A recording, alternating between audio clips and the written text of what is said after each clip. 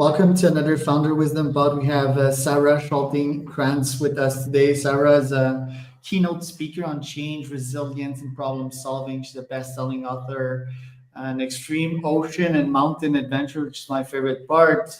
She does leadership retreats. So again, it's going to be a fun one. Sara, can you introduce yourself and tell us about what you're up to nowadays? Well, thank you for having me, first of all. I appreciate the time. A little about myself. I am a 51-year-old woman who started over at the age of 40, getting into entrepreneurship. Had no idea I was going to get into this. Love my work today. I love teaching from stage. My work has transformed, I think like many people's, it's transformed quite a bit over the last 10, 11 years. Going from where I used to lead retreats in the Grand Canyon, I still do. I'm not leading one this year. I am next year. To leading them through Alaska, the San Juan Mountains, then taking all of what I was teaching in the outdoor space onto the stage, and as a consultant working with businesses who are in change, who are facing challenges. It's a blast. I love my work.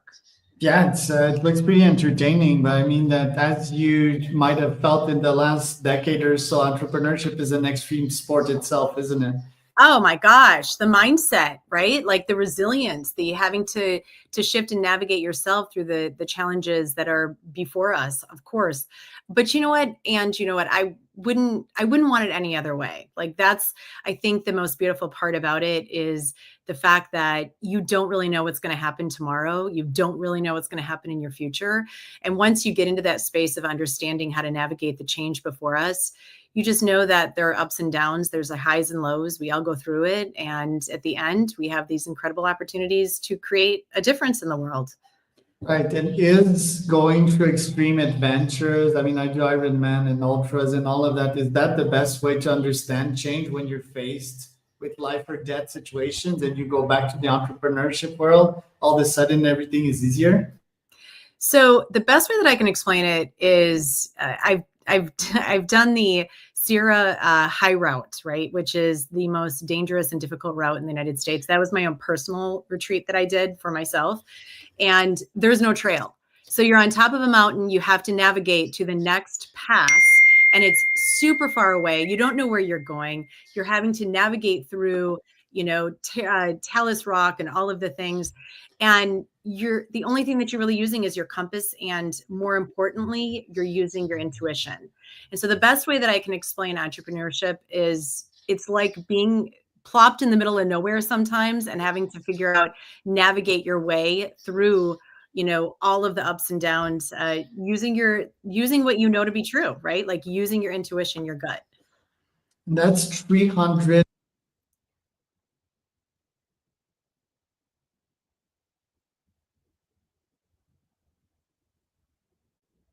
Uh-oh. Here he comes back. With StreamYard booted me out. I think I overloaded its GPU with sharing screen. That the Sierra High Route, it's 314-kilometer long. Yeah, right? Isn't that great? You're out there for like 20 something days. Yeah. That's pretty insane. So like, tell us like how long is it? How much kilometer per day? What kind of dangers did you face along the way?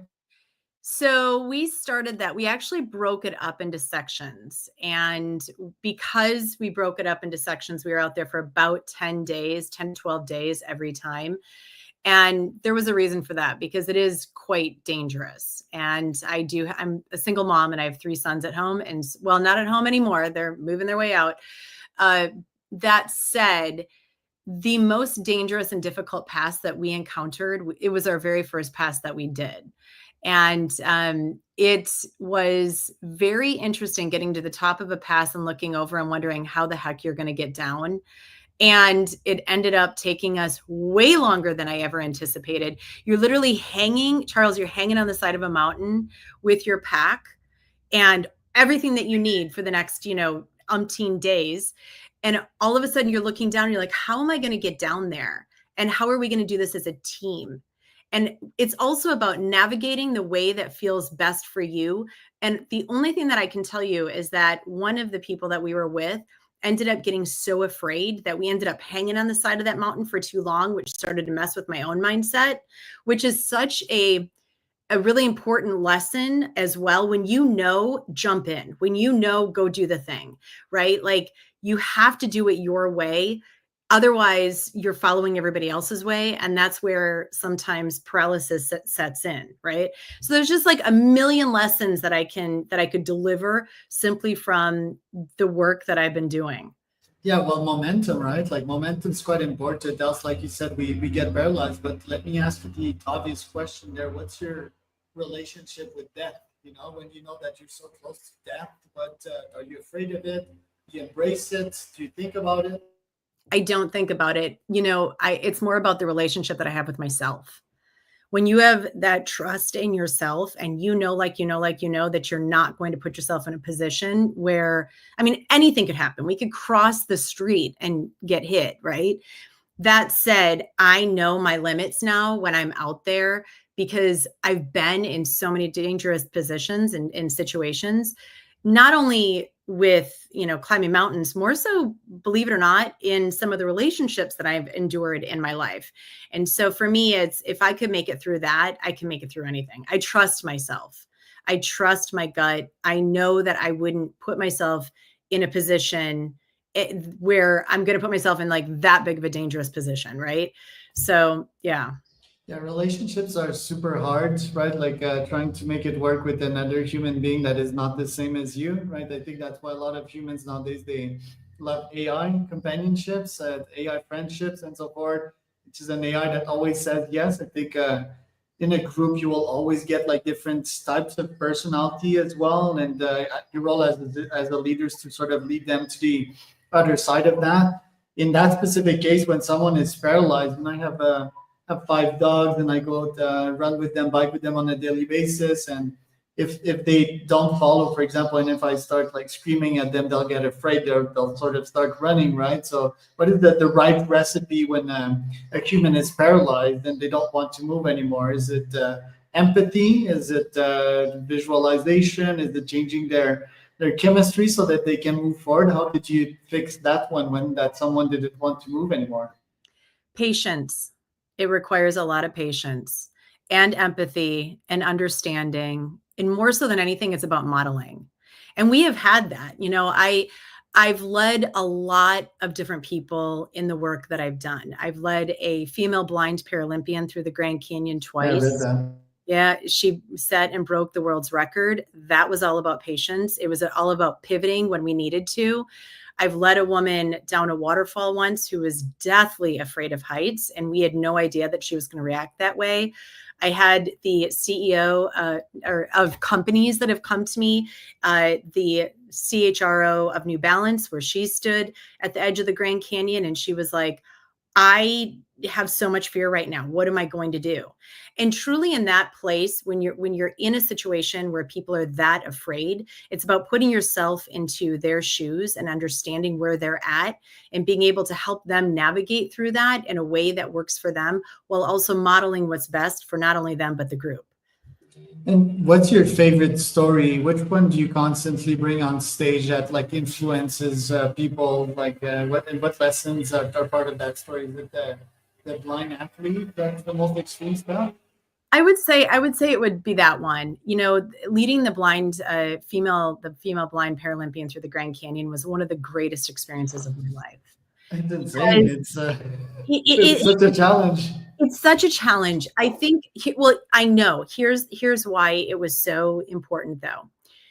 We look through our own lens at what the world is like for us, right? In that situation, because she couldn't see, it was us seeing the Grand Canyon for her and then being able to detail it back in a way verbally so that she could safely maneuver through.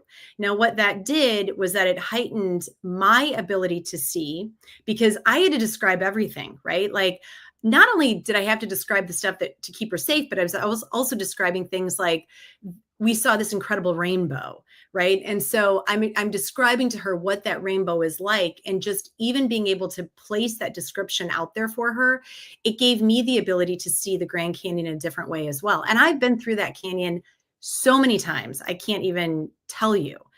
It was also in that experience, we got to the bottom and there were three of us guiding her. So there was one person in the back who was taking pictures and videos. The very first person was describing what was going on. The person right behind her was keeping her, and also the person ahead of her was like extra support. So Yep. keeping her safe, right? And we got to the bottom and one of the guys started not feeling well, and he had to depart. So he ended up having to break off from the mission that we were on. And we weren't even halfway through the Grand Canyon when that happened. And so halfway through, he ended up having to leave. And then we had to complete the mission, just the two of us and her, which was exhausting, by the way. And there were so many lessons in that whole experience of, really being able to look at every team member as a part of the whole, and also doing what's best for everyone. He didn't want to leave, but had he have stayed, he could have put other people in the Grand Canyon at risk as well, right? And so being able to really assess every problem and challenge before us it's necessary in any change that we're going through. So that for me was one of the biggest lessons also in resilience, team building, leadership, just all of it.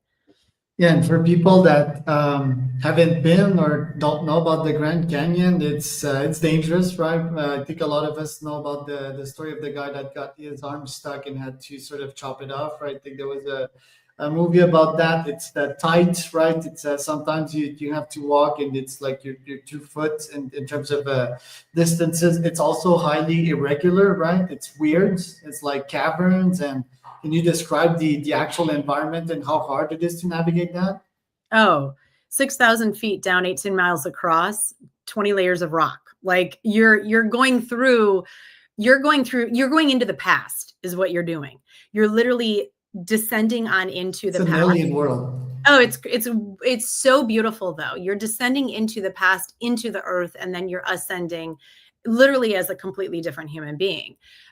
When I'm doing my keynotes, I use it as a metaphor for the 5 stages of change that we also go through within business, within our personal lives, our professional lives. Anytime that we're going through change, we are literally descending into the problem and we're ascending an opportunity. If we choose to do it in a way that works for us, right? Because so many people look at the problems, the challenges, everything before us, and they fall to them instead of actually use them in a way that can help them to build, right? To become better.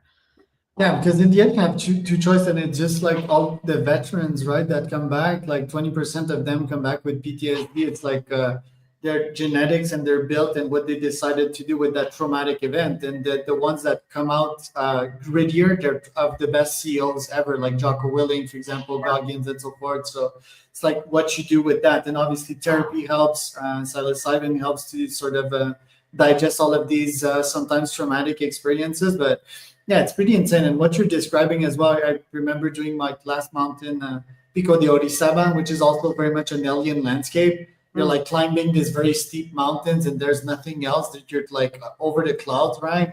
And it's just climbing, climbing, climbing. And it's such an alien landscape. At some point, I didn't even know what was up, what was down, like the deoxygenization, which is a tough word to pronounce, but my brain wasn't fully there.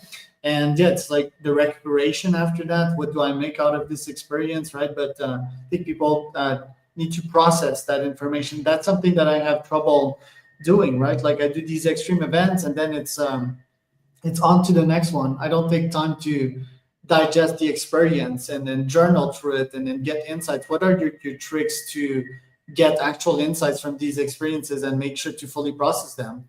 Well, that's a really good question. When I'm leading any of my retreats, we always tell people take a day or two post in order to really process what you went through. And that's why when I started doing my keynoting as well, I wanted to deliver something that first of all got people prepared for what was going to come, and then also to help them to really utilize it post the experience. And so for me, when I'm leading my retreats, I'm always telling people like, look, give yourself a day or two. Any vacation we go on, anything hard that we do, we should give ourselves some time in order to process what just happened, right? And then when I do my keynotes, that's why I do the follow-up videos, right? To be able to help them to integrate it into the work and into the life that they are living. Because I think so often we have the experience and then we don't know what to do with the experience, right? It's like, I don't know what to do with this. And the integration part is just as important as the delivery, as being in the experience itself.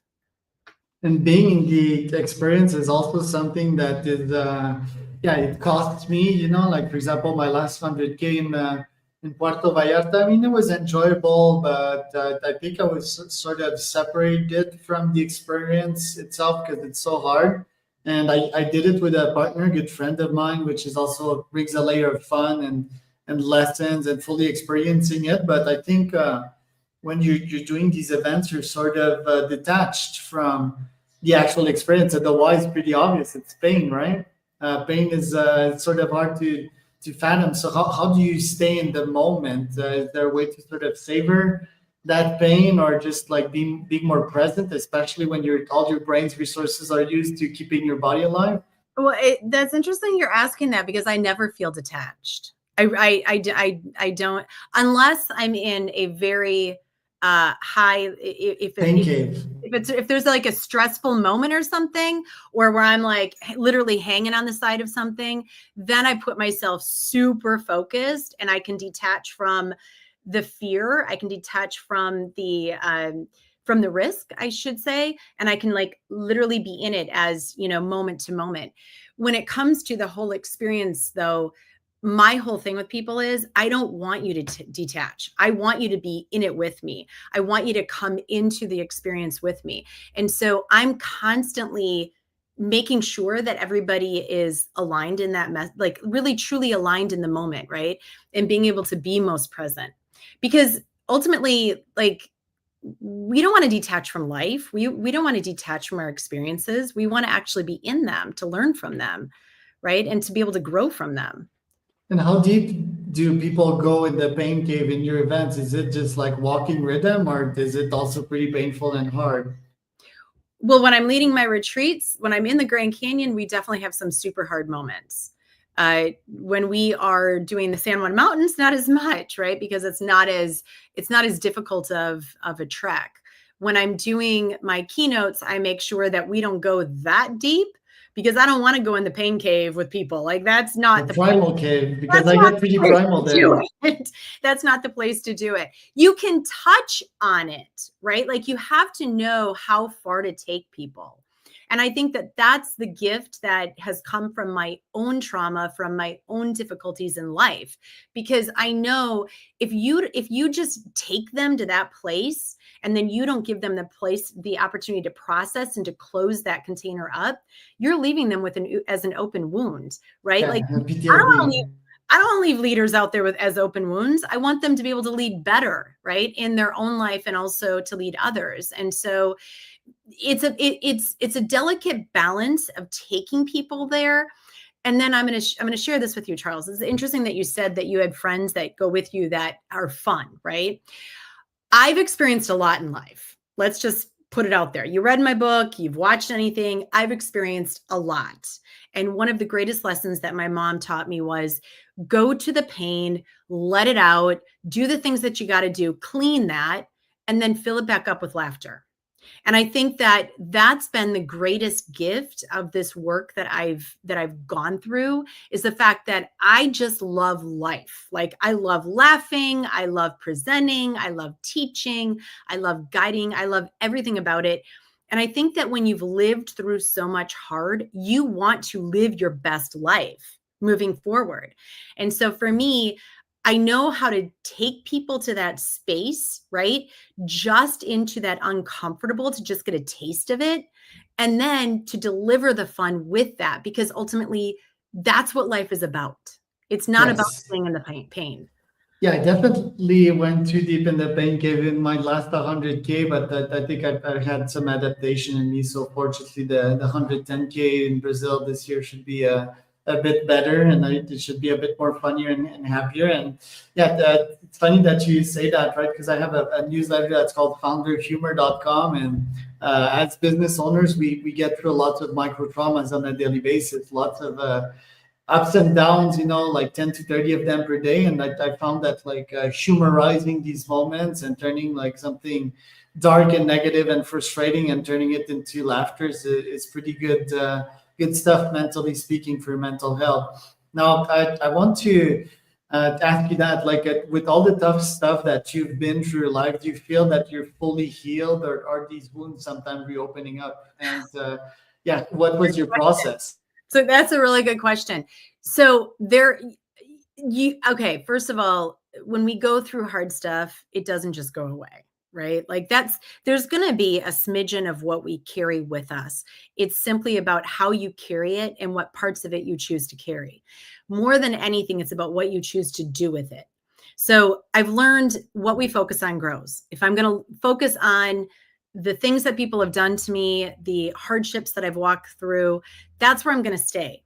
Ultimately, what I want to do is I want to be a survivor on the other side of the difficulty, right? Thriving through my what I've lived through. And so does it come up? Yes, of course it does. And I hope that that normalizes it for everybody, because what happens is when we also go through something hard in our present day, it can sometimes bring up some of the hard from our past. It's a reminder, though, that you've made it through the hard in your past and you can make it through the hard in your present and your future. I think that that's one of the greatest gifts that I have, though, is like, I don't have this fear of putting myself out there, or this fear of failure, or this fear of what I have a fear of is not living my best life. I have a fear of dying when I think I'm going to live to 108. I have a fear of dying when I'm 108 and looking back and going, God, I wish I would have done that. Why didn't I try that? Like, that's my fear. My fear is leaving and not actually living in the legacy that I was intended to live in, right? Or to deliver, or to help, or to guide, or to create a better world. That's my fear. My fear isn't about, falling off the ledge. It's just not. And hopefully, though, with me saying, like, look, when we go through hard times, it's going to bring up some of your past, and that's okay. It's just a constant reminder for me anyhow of, man, you made it through that, Sarah. Like, how great. And not only that, but look at what you've created from it, right? And so to help other people. Right. Yeah. And you've conditioned yourself to go through these events, right? Because I think ultimately it's a mental game. And I think that's where like your events, your expeditions, your retreats come in handy. I think people need to challenge themselves, and they need to bring important learned lessons, because life is sometimes not enough to teach us these lessons and for us to synthesize these lessons. What do you think of AI to equip you with the right tools, the right mental tools nowadays? I use it a lot personally. I have a psychotherapist GPT. It's very helpful. It's with me all the time, and it knows everything about me. What do you think of technology to help with that? Look, I love technology. My oldest son is an entrepreneur. He's so into AI and all of it. I love technology when it's used in the correct way, right? And it's used in a way to power us forward. I will say that I am really about the human connection, right? And being able to be in the room with the people. And so is there an area of good for it? 100% there is. There's also this balancing of where is the line drawn and where do we step over that line and we lose the whole human part of what it is and why we're here, right? Like being human. And so I think it's great. I remember my son sent me this text or this picture, and he said, "Oh my gosh, Mom, you got to see this. Like, I'm in Yosemite right now." And I said, "What do you mean you're in Yosemite?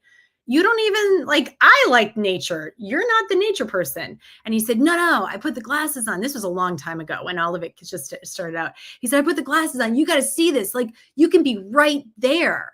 On And the I said, cliffs, yeah. cool. bro, cool. This is how we are, like, bro, cool. However, your senses are not there. You can't smell, you can't touch the tree. You can't smell what's around there. You can't actually feel what's happening under your earth, in the earth, underneath your feet. And so I said, I'm just going to say that I'm glad that you're in Yosemite, because that's good. And you're not really in Yosemite, man. Like, you're not really in Yosemite. So, Zuck Yosemite. So that we joke about it. I will say, though, that there's a lot of good that can come from it. Yes. Right. Well, Sara, thank you so much for your time. Where can people find out more about you? You can find me on my website, Sara at Sara Schulting Kranz, or actually sarashultingkranz.com. You can email me, Sara at sarashultingkranz.com. I'm also on LinkedIn, Instagram, YouTube, lots of places, or on a mountain. You might find me on a mountain and on a stage. So there you go. But not the Yuck Yosemite, the Zuck Yosemite, a real one. That was Sara Schulting Kranz and Charles Cormier